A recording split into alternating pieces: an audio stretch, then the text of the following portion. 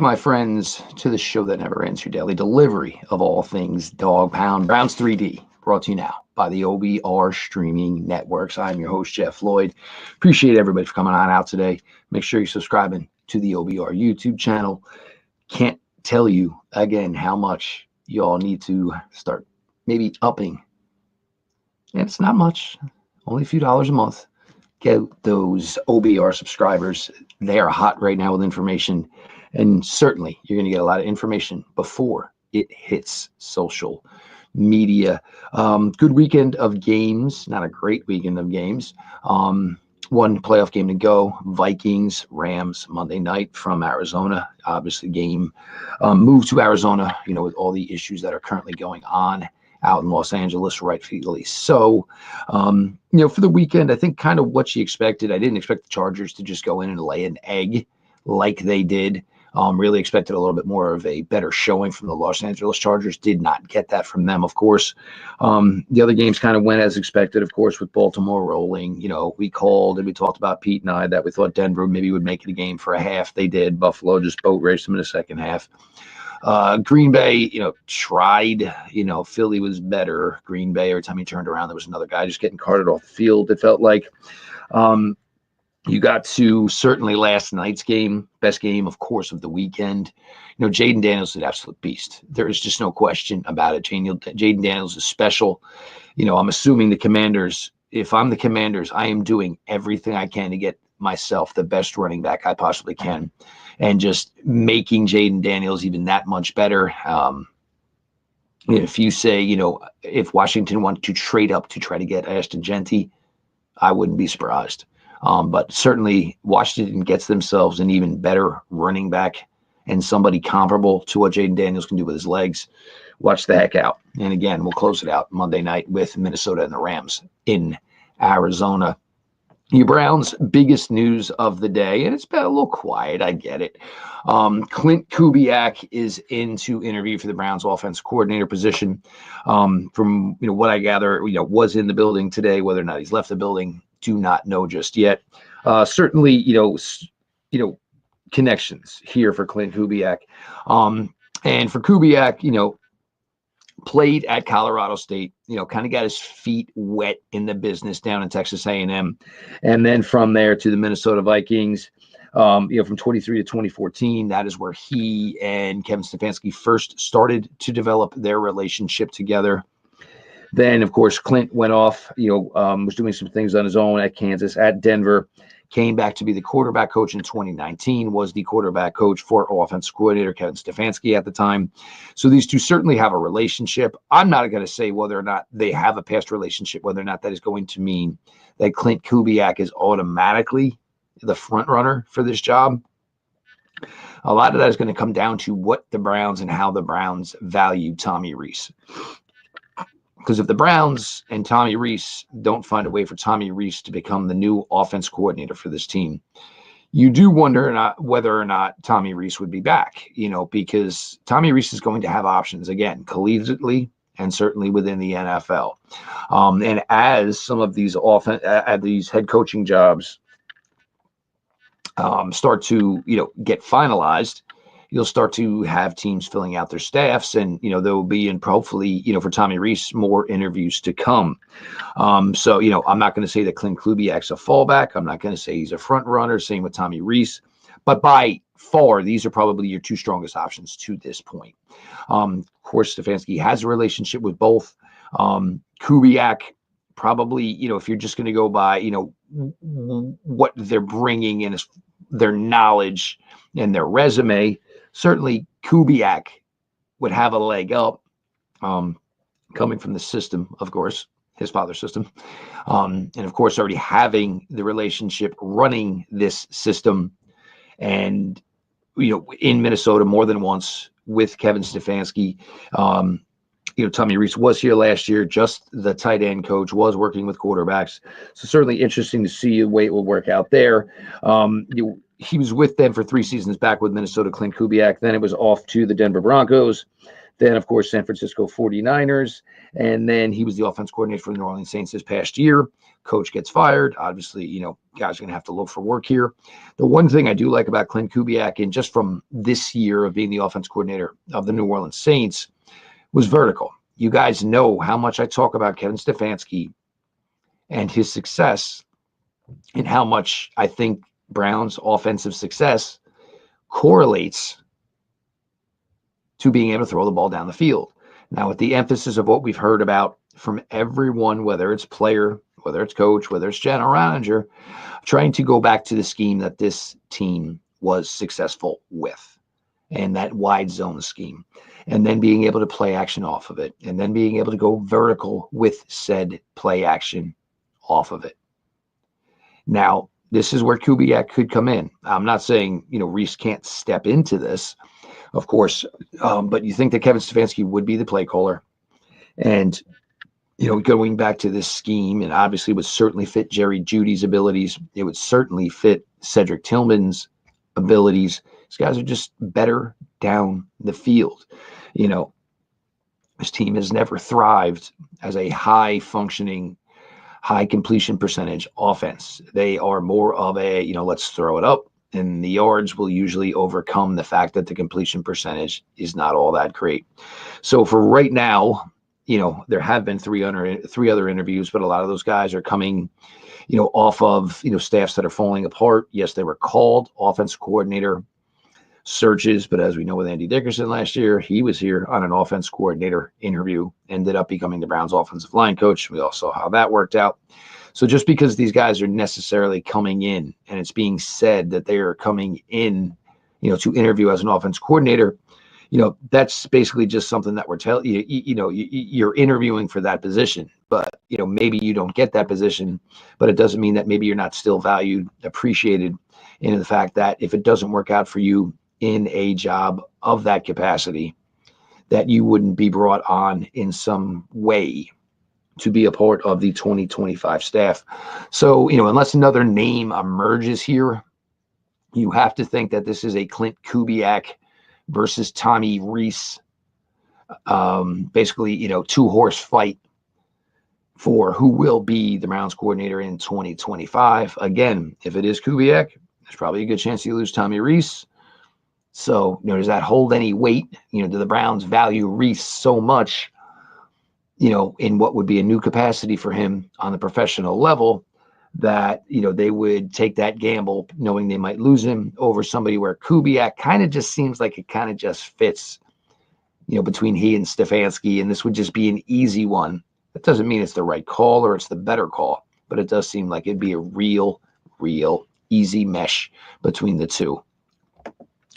Now, there's been a lot of conversations, of course, about the Browns and going back to the wide zone scheme and trying to, get back to what made this team successful in 2021, 22, 23, of course. And a lot of that certainly has to do with Nick Chubb. Now, the question, of course, is going to be, and we had questions about this last offseason, is, how is it going to work out between the Browns and Nick Chubb for 2025? First off, does Nick want to remain here? You have to think with all that Nick has put in here, it's certainly a possibility. You would think maybe, go home. Falcons have a running back, maybe go back down southeast where, Nick spent all of his life before coming to Cleveland. It's certainly a possibility, but Nick Chubb has only known this franchise, and it's kind of a special breed, with some of the older regard of Browns. And it does feel weird to call Nick Chubb the older regard of the Browns. Make no mistake about it, that it just feels weird to say, because this is a really good running back class. It really is. This is a really good, really deep running back class. It did take a couple of hits today, and we'll discuss that a little bit later on. So if the Browns are looking to improve the running back room and really trying to give it a facelift, this would most likely be the year to do it. Now, you still have Jerome Ford on a one-year deal. And then you would talk about Nick Chubb and nobody else. That's it. You're not bringing back, obviously, Foreman, none of that stuff. You're going to look at this and you're going to look at it realistically, and you're going to look at it, is it, Chubb? Is it Ford? Is it a rookie? Does it not work out with Nick Chubb? Is it Ford and 2 rookies? What you're going to have to do, and, the Browns were very, very good to Nick Chubb last season. Certainly, Nick came back, was not the Nick Chubb that we all, were hoping to see, and maybe that's on us, not truly. I think with Nick Chubb, you get into a spot where you've seen him be so superhuman at times, you truly forget what his body has been through. It's understandable. It truly is. Nick is just a special, special guy. But when he did come back and what we did see of Nick Chubb in 2024, you could see that it was a guy who was still working it out, figuring it out, trying to find it all out. Now, I don't think the latest setback, the broken foot, with all that Nick has been through, I don't think the broken foot is necessarily the straw that is going to break the camel's back. But he will be closing in on 30 years old. So your thought process is, or what are realistic expectations of what Nick Chubb can give you in 2025? And of course, what the expectations you think he can give you, and how do you equate that monetarily? These are legit and real conversations that this team and this franchise is going to have with themselves, and then certainly going to have with Nick Chubb and his camp. Nick is such a tight-lipped guy. We have no idea if Nick would ever think of going to play for another franchise. And you can't fault a guy for getting to free agency and then deciding that, they do, in fact, would like to go somewhere else, play for somewhere else, see something else. My gut tells me he'll be a Cleveland Brown, because I think the Browns would be willing, for all that Nick has done for them, to make sure that he is getting a firm and fair offer to remain with this team. But it does not mean that it's a slam dunk either. Now, you look at this running back class, and just, the 2 hits today, obviously, both Penn State running backs, Nick Singleton and Jayton Allen, have both decided to go back to Penn State. Penn State, I guess, looking to run it back, I guess, for Drew Allar. I don't think it's going to be an issue about whether or not the running backs come back. I think it's obviously going to be a bigger issue about whether or not Penn State can go cut some checks and get some legitimate wide receivers in there for young Drew Allar. But you look at this class, and there are a boatload of backs that carry top 100 grades. There are a boatload of backs that carry top 150 grades. There are a boatload of running backs that carry top 200 grades. We know Ashton Jeanty is probably the star in show of this class. Omarion Hampton is a guy that a lot of people are really, really high on, and feel he would have the capabilities to be a RB1 in any other draft class. Certainly Jeanty is going to stut that, so to speak. But Caleb Johnson from Iowa, certainly, a lot of Ohio State fans are, OBR fans. Certainly, you guys have a long history with him. Quinshawn Judkins, of course, and Travion Henderson, Ollie Gordon at Oklahoma State had a bad last year, but he is still very young with a lot of experience. DJ Giddens out of Kansas State. Again, Katron Allen and both Nick Singleton have returned to Penn State. Kyle Monaganai from Rutgers may not fit, a little bit older. Phil Moffitt from Clemson, Raheem Sanders, South Carolina, Dylan Sampson, one of my personal favorites from Tennessee, Cam Scatabo, who everybody kind of fell in love with in the playoffs, Corey Kiner from Cincinnati, Devin Neal from Kansas. The kid, Damian Martinez from Miami, has a track background after 2 years at Oregon State.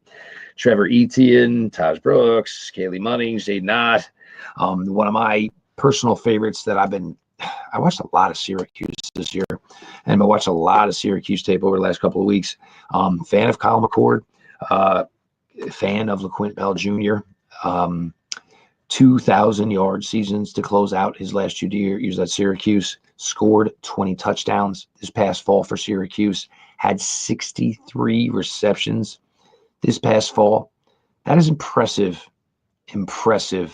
stuff. Because you look and, you want to build a running back room. Not everybody can just have Derrick Henry. Not everybody can hopefully have what they believe in Ashton Genty is going to be. Not everybody's got a Bijan Robinson. Not everybody's got a Saquon Barkley. So you want to put together a 2 to 3 man room where you have some guys who can all do similar things, but maybe do bring some things outside of that paint palette that the other 2 in that room don't have. You want a plus receiver.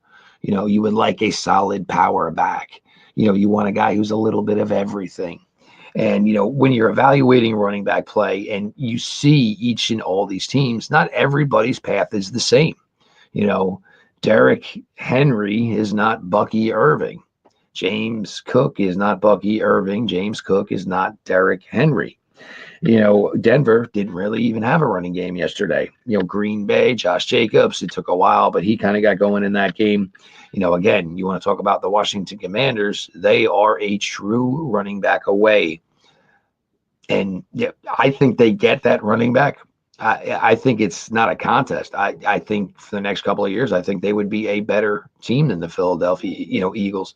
The Eagles are going to start to age a little bit. The Commanders, everything, it's still just year one with your, head coach Dan Quinn. I believe it's 8 new starters on defense and obviously Jaden Daniels.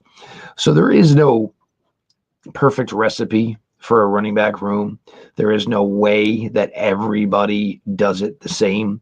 There aren't enough Derrick Henrys in the league to go around. So you got to kind of figure out what you think is going to work for you and then go on out and basically play that hand. That is certainly the way it is going to work here. But the Browns, this could be a big, big transition year for that running back room. It all certainly does come down to Nick Chubb. And, these are conversations nobody wants to have. I don't want to have them, that's for sure. In a perfect world, it'd be Madden style. And, one day you'd get to year 2030 or whatever, and all of a sudden Nick Chubb's not on the roster anymore. But the actuality is Nick has had a lot of carries in this league. Nick has taken a lot of hits in this league between his days down in Athens to his time here with the Browns. A serious knee injury in college, a serious knee injury in the NFL. Again, I don't put much stock into the broken foot, again, being anything that's going to alter, the rest of Nick Chubb's career. But, you did the 1-year deal thing last year. It didn't really go the way anybody was hoping. Nick wanted to be more productive last season. And, the Browns were certainly hoping to get more production. But, the question is, can Nick be even more than that? I think Nick can be improved from what we saw in 2024. But again, where does that, fit financially? And, how much are the Browns willing to commit to that? They won't play hardball and these discussions won't be ugly. It's just not the way I think anybody involved would like this to go. But if the Browns are looking to make a change, this is absolutely the time to do it. There's just no question about it, because you just have such a loaded class. And Andrew Berry has been guilty at times in past drafts of maybe avoiding, what there was a surplus of. I was one of the few people in the minority last year of believing that the running back class wasn't actually that bad. I was one of the few last year who believed that. Plenty others did not believe that last year, that the running back class was good. I just don't know why people, everybody's going to, view things differently. And I kind of thought the Browns were guilty of avoiding the running back class last year, which on day 3 gave you Bucky Irving, Tyrone Tracy, Ray Davis, Isaiah Garando, Braylon Allen, Audric Estime, Trey Benson, Taylor Wright. Maybe, Benson obviously went a little earlier, but these guys all were good running backs last year. So I am noticing, and tight end class last year as well. That is another one where I thought there may have been an opportunity for the Browns to get involved. And I certainly think that's the case again this year. But again, how I view the roster should be built is not necessarily the way the guys in Berea are doing it. So it doesn't mean, you have to take my word for it. But I do think at times the Browns have maybe, basically zagged instead of zigged towards what was available to them as far as, certain positional groups within the draft. Wide receiver would be another one last year. It was a really good wide receiver group. And the Browns had already made a ton of moves, but, Jamari Thrash, where you took him, or maybe, getting involved in the wide receiver game earlier in the draft, all things certainly that could have, maybe helped improve, this team here in 2024. Again, that is over. You're moving forward. One of the more certainly popular talking points, and that's why I'm trying to get some of these other topics in, is because there is going to be such a large amount of quarterback talk here over the next days, weeks, and months. And, and you see it in these playoff games. Houston, who was quiet for 18 weeks, CJ Stroud, and he didn't look good, and all of a sudden fumble and a beautiful throw, and then using his legs. Justin Herbert, certainly a poor effort from him on Saturday, but Justin Herbert is just a special, special player as well. Pittsburgh is certainly a team that is in a position at quarterback limbo. There is a lot of talk that it will be Russ in some sort of capacity in 2025, and, certainly competition there. Baltimore, we all know what you got. Buffalo, we all know what you got. Denver, now we all know what you got. Green Bay, we know what you got. Philly, you know what you got. Washington, again, you know what you got. Certainly Baker down in Tampa, and, not to bring up Baker Wars or whatever, but how about that run from Baker Mayfield last night? Are you kidding me? That was just an incredible run, and certainly, brought back a little, inside of, the kind of player that most of us fell in love with, from 18 to 19 to 20, just incredible. Sam Darnold will be one of the biggest names that is spoken about here in the months to come. And of course, the Rams could be in a similar position as well. We're not positive Matthew Stafford's going to, continue after this year, but it's the most important position in professional sports. And everybody keeps talking with it in relation to the Cleveland Browns. You just have to take the quarterback at 2. And if it doesn't work, well, then it doesn't work. Well, it's easy to say when it's not your job that's on the line. I get it, And again, this isn't of, you just take the quarterback. Are you in love with the quarterback? Is he doing everything on film that you feel equates to what you need for him to be successful within your own system? We don't know. And for the Browns, you're not getting the choice of either. You're only getting the choice of one. So therefore, you have to be infatuated with that one. Or are you looking at the Kirk Cousins of the world? Are you looking at the Daniel Joneses of the world? Are you looking at the Justin Fields of the world? And then saying, well, you know what? Maybe I'd like to draft Jackson Dart or somebody else in this class that you would say, this is somebody I don't have to put out right away on day one. This is somebody I can work with And, I understand he has some shortcomings that I think we can improve those shortcomings that will make him a match for our system and trying to put a young man in a position to succeed, as opposed to 2017, where you just put Deshaun Kaiser out there because you're a head coach trying to save your own can. Meanwhile, everybody in your building is telling you he is not ready, but you did it anyway. I will keep bringing up the name Kyle McCord. Kyle McCord, if you look, I get it again. A lot of this network and the readers and the listeners are certainly Ohio-based. It did not end well in Columbus for Kyle McCord. I truly understand that. But he did go to Syracuse, and he did have a pretty damn incredible year this year. Broke the ACC record for passing yards. I believe it was 34 touchdowns to 12 interceptions.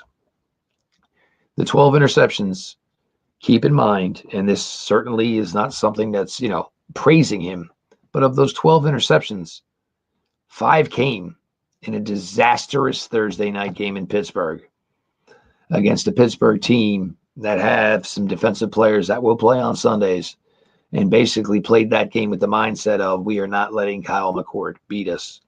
The final 5 games after that disastrous night in Pittsburgh, he did not throw any interceptions. For me, those are things you look at when you were talking about these guys. Go find me and let me go watch one of his worst games, because you want to see how the guy reacts. Is there improvement? Did he take it personal?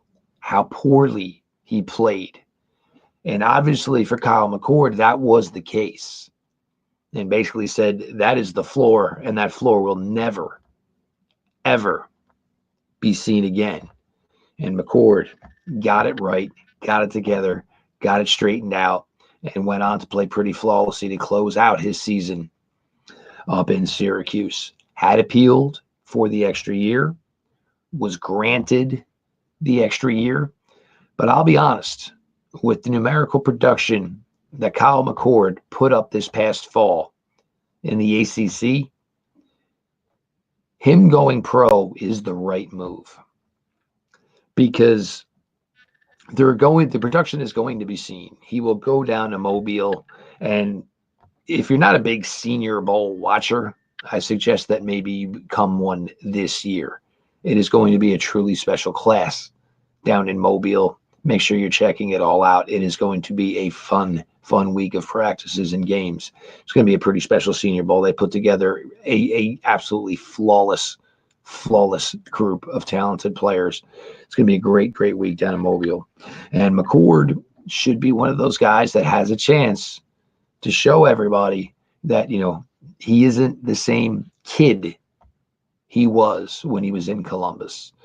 Certainly matured this year at Syracuse, took, what went wrong in Columbus and tried to find a way to, use that to help him improve. I know some Syracuse players. I've had some conversations about Kyle McCord. The conversations are positive. These guys really respected him as a teammate, really respected him as a leader. If it's not Ward or Sanders for the Browns, that's okay. Do not draft them just because you feel you have to. These people who are saying this, it blows my mind. Blows my mind. And, I forget the name. I believe it's James Jones from CBS, that a lot of people are equating, saying that the Browns are taking a quarterback at 2. First things first, and no disrespect to James Jones, and I'm not even positive this is truly connected to him. No team knows what they're doing at all yet. What have we heard from everybody else in regards to the Browns? The Browns are all in on quarterback. That doesn't necessarily mean it's through the draft. We don't know yet. We don't know yet. Nobody knows just yet. Browns will obviously go to the Shrine Bowl. They will obviously go to the Senior Bowl. They will leave no stone unturned. And get the coffee ready up in Berea, because there will be a lot of conversations on every possible quarterback available for the Browns.